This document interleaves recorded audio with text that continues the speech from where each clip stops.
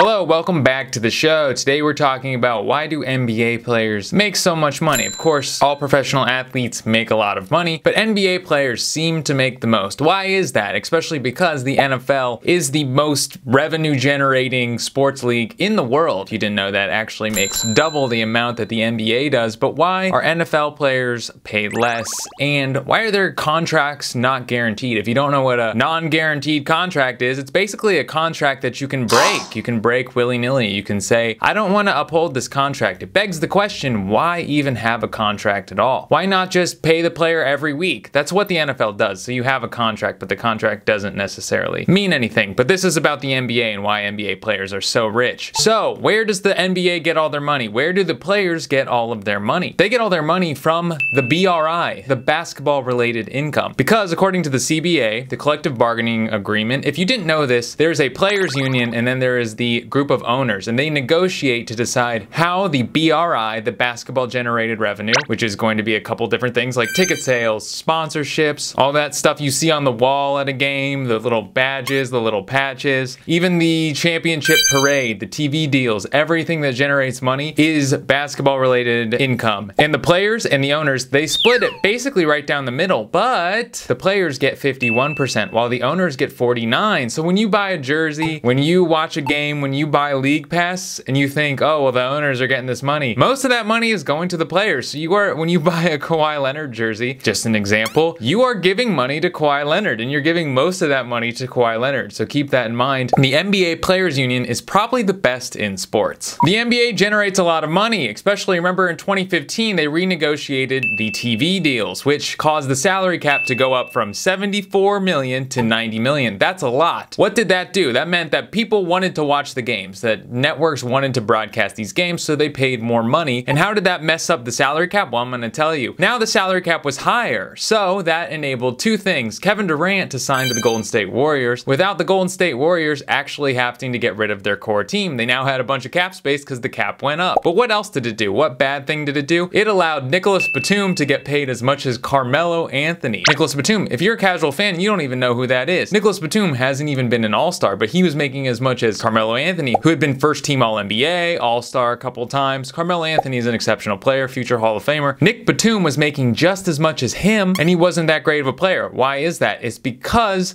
as an NBA team, you have to spend 90% of the salary cap. So when the salary cap goes up, you have to spend more money because you have to go 90%. That's why Timothy Mozgov, Nicholas Batum, Joakim Noah got overpaid because the teams had to spend money. They're in a position where they're like, we have to spend 90%. We have to get, the money has to go somewhere. So they just overpaid these players just because they had to. They were forced to because they had to spend 90%. They had to spend money. So they had to throw them at players that were kind of mediocre, like Luol Deng. It's crazy. That's why Mike Conley for a while, if you know Mike Conley is a one-time all-star, good player. He was the highest paid player in the league. That's crazy. Mike Conley. No disrespect to Mike Conley, but he signed a 5-year deal for $153 million, making Mike Conley the highest paid player in the NBA, which is, no disrespect again, too much money for Mike Conley compared to his constituents. I don't even know if that's the right word. So let's talk about where the money comes from. Little did we know, a lot of that money comes from China. Because if you remember at the beginning of 2019, Daryl Morey, the then general manager of the Houston Rockets, tweeted, "Stand with freedom, stand with Hong Kong," which China did not like because China was trying to pass a no extradition law in Hong Kong, they were trying to impose their will upon Hong Kong, right? And China did not like that. The Houston Rockets are a big team in China because of Yao Ming. Tencent, which is the biggest media company in China, pulled all the NBA games, all right? Because they thought it was disrespectful, which it was. Daryl Morey cost the league $400 million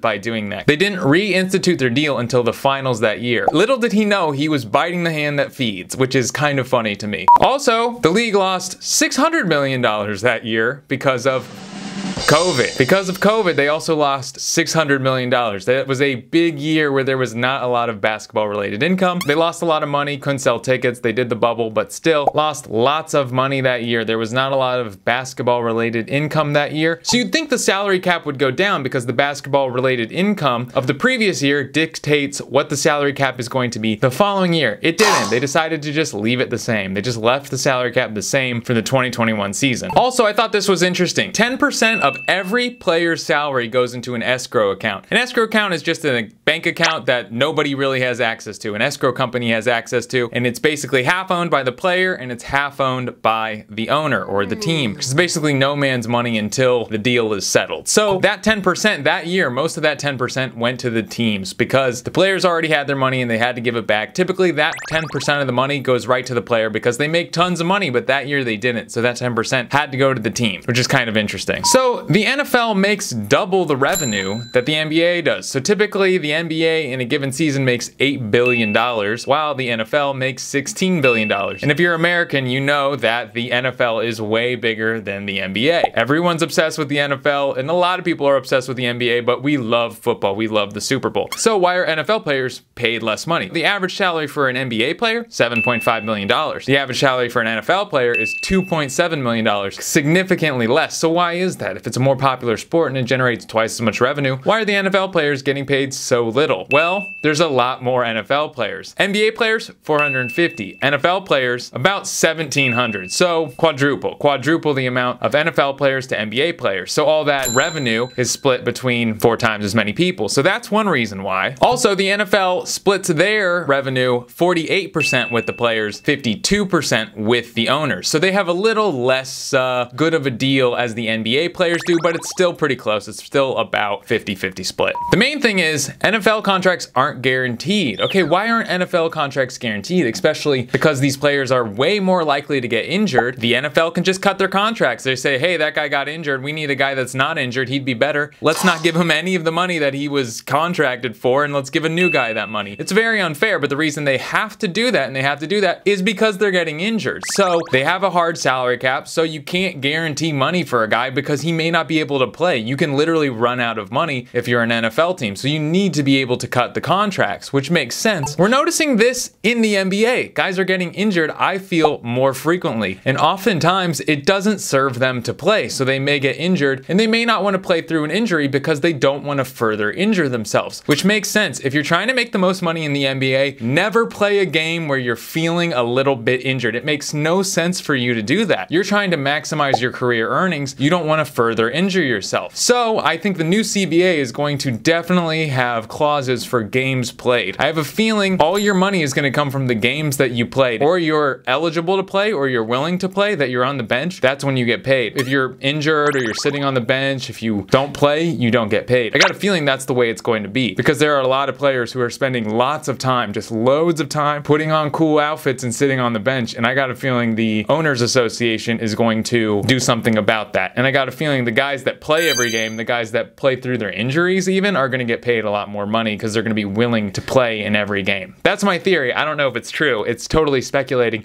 It's not based on any information, but that's how I feel. All right, that's it. That's all I wanted to talk about. Now you know why NBA players are so rich. It's hot. All right.